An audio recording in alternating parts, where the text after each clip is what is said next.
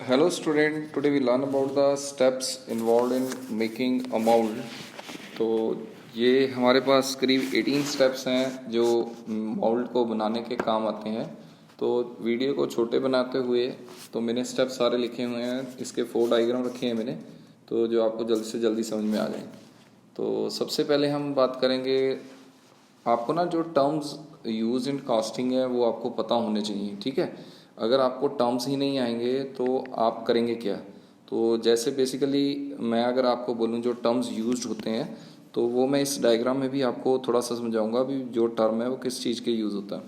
तो सबसे पहले हम जब लर्न करते हैं सीक्वेंस में, तो सबसे पहले सीक्वेंस में आता है first of all suitable flask is selected. Flask मतलब समझ लीजिए एक लकड़ का डब्बा है जिसमें आप मिट्टी को डाल सकें, ठीक है, which is large enough to accommodate the pattern, मतलब उसमें पैटर्न भी डाल जा सके, and have some space of ramming of sand, ramming of sand भी इजीली वहाँ की जा सके। तो सबसे पहले कहना था ड्रैग पार्ट। तो ये सर ये ड्रैग क्या होता है।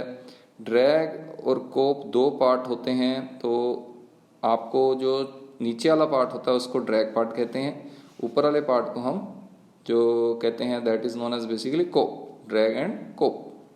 तो अगर हम जो टर्म जैसे फ्लास्क क्या होता है सुन लीजिएगा दोबारा से, मेटल जो लकड़ का बना हो सकता है या किसी और चीज़ का मेटल का भी बना हो सकता है जिसके पास टॉप और बॉटम दोनों होते हैं। जरूरी नहीं है टॉप और बॉटम ये इकट्ठा भी हो सकता है, जिसमें हम मोल्ड को फॉर्म करते हैं, ठीक है, यानी जिसमें हम मिट्टी डालते हैं। तो जो कॉप होता है वो top half of any part होता है। जैसे अगर फ्लास्क 2 पीसेस में बना हुआ है तो जो टॉप वाला पार्ट है उसको हम कॉप कहते हैं और नीचे वाले हिस्से को हम ड्रैग कह देते हैं। The bottom half of any part of the 2 pieces mould, अगर 2 पीस मोल्ड फ्लास्क का है तो उसको हम ड्रैग कह देते हैं। सर ये हमें कुछ समझाइए दोबारा से। बेटा देखो, अगर मैं कहूँ एक पोर्शन है ये वाला, एक पोर्शन है ऊपर वाला, ठीक है, अगर 2 अलग अलग पोर्शन है तो जो नीचे वाला पोर्शन है उसको हम क्या कहते हैं, ड्रैग, और ऊपर वाला पोर्शन है उसको हम क्या कहते हैं, टॉप हाफ जो होता है उसको कह देते हैं कोप। चलो ये सर समझ में आ गया। चलो आगे देखते हैं इसमें जो स्टेप्स हैं। First of all a suitable flask is selected which is large enough to accommodate pattern and have some space of ramming sand, ये पढ़ लिया था। The drag part is placed on the moulding board, moulding board पे हमने क्या रख दिया, drag को रख दिया। And the pattern is placed on the board inside the flask, जो पैटर्न बनाना है आपने उसको भी हमने जैसे इधर प्लेस किया हुआ है तो वो हमने रख दिया। तो if the pattern is two parts then lower half part pattern has to be placed in the drag. तो लोअर हाफ पैटर्न जो है वो ड्रैग में, जैसे ये हमारा लोअर पार्ट था इसमें हमने ये पैटर्न को रख दिया यहाँ पर।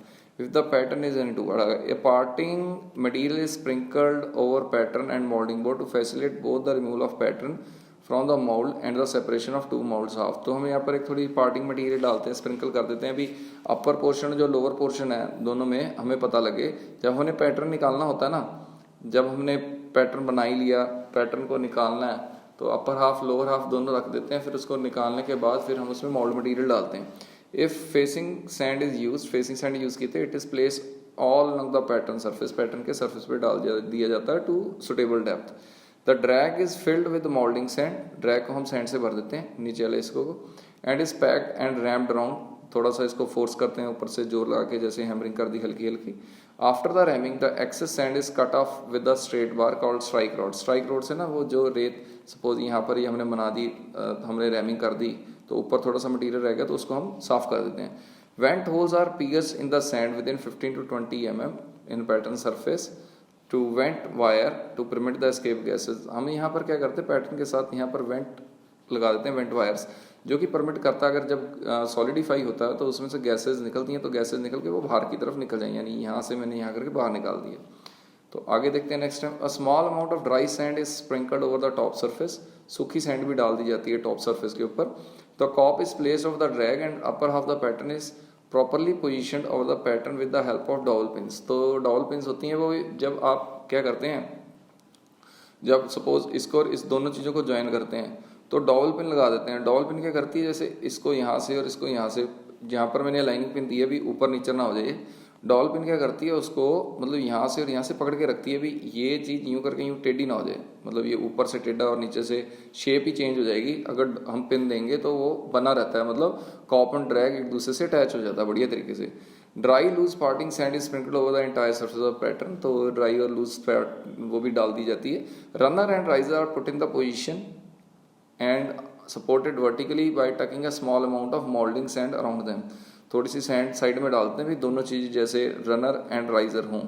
तो ये भी आपको पता होना चाहिए भाई what is the function of runner and riser. तो इसमें ना सबसे पहले आपको ये पता होना चाहिए, इसमें जैसे आपका एक तो होता है स्प्रू होल से ना आपका मटेरियल यहाँ से डाल दिया जाता है। ये मैंने मटेरियल डाल दिया तो इसको स्प्रू कहते हैं, मोल्टन मटेरियल यहाँ से आता है, ठीक है। यानी स्प्रू क्या होता है, through which the molten metal flows downward, ठीक है सर। फिर क्या होता है, हम कहते हैं भाई जैसे हमने अभी बात की थी, अभी पीछे देखते हैं, जो टर्म है वैसे ही समझाऊंगा, रनर एंड राइजर। तो जब हम रनर की बात करते हैं तो रनर एक हॉरिजॉन्टल चैनल होता है, तो that is a basically horizontal channel जहाँ पर फ्लूइड आ जाता है। राइजर वो होता है जैसे यहाँ पर फ्लूइड रखते हैं हम थोड़ा सा मोल्टन मटेरियल, वो क्यों रखते हैं, जब यहाँ पर ये चीज़ तैयार हो जाएगी तो ये श्रिंकेज हो जाती है, मतलब थोड़ी सी एरिया कंट्रैक्ट हो जाता है ठंडा होके, तो वो ठंडा होके तो ये जो राइजर है ये क्या करता है, इट सप्लाई एडिशनल मेटल दे देता है ऊपर से to the casting as it shrinks during the solidification. अगर श्रिंक हो जाती है तो सॉलिडिफिकेशन के राइजर से थोड़ा सा फ्लूइड इसके अंदर यानी मोल्टन मटेरियल हम डाल देते हैं। तो चलो सर ये भी समझ में आ गया। The cope is filled with the facing sand is used again put around the pattern surface upon desired depth, तो ये भी ठीक है। The cope is filled with ordinary sand, cope को हम ऑर्डिनरी सैंड से यानी ऊपर वाले हिस्से को भर देते हैं। द सैंड इज रैम्ड, दबा दिया जाता है, and excess sand is remove कर ली जाती है। A pouring basin is cut adjacent to the screw and then a sprue and riser pins are withdrawn. तो ये भी आपको समझ में आ गया, पोरिंग बेसिस कट किया जाता है एडजेसेंट टू द स्क्रू, तो वहाँ से हम क्या करते हैं, the screw and riser pins हैं उसको विड्रॉ कर लेते हैं। The cope is carefully lifted, ऊपर वाले हिस्से को आराम से उठाते हैं, temporarily separated from the drag, नीचे वाले हिस्से ड्रैग से अलग कर देते हैं, and place on one side, एक साइड में रख देते हैं। Pattern is loosen and pattern is drawn out, फिर पैटर्न को डालते हैं, लूजन करते हैं और उसको बाहर निकाल लेते हैं। The gates and the runners are cut in the drag और both cope and drag connecting the mould cavity and sprue opening. तो गेट्स एंड रनर्स भी कट किए जाते हैं, तो रनर भी आपको समझ में आ गया मतलब क्या है। Repairing and dressing is done, अगर कोई बाई चांस कोई कहाँ पर कुछ गड़बड़ होगी है तो उसकी रिपेयर कर दी जाती है। If the core are to be use they are properly place in position in the drag, तो कोर को जो साइड में रखा है उसको प्रॉपरली ड्रैग के ऊपर रख दिया जाता है। The mold is now assembled, the cope being carefully placed over the drag so that the locating pin fits into the holes। जो कॉप और ड्रैग में होल्स एंड पिन है वो एक दूसरे के ऊपर आके बैठ जाती हैं, जिससे हमारा पूरा प्रॉपर तैयार हो जाता है। तो ये स्क्रू पिन आपको नज़र आ गई होगी, इसको बाद में निकाल लिया जाता है कि ये स्क्रू होल बन जाए।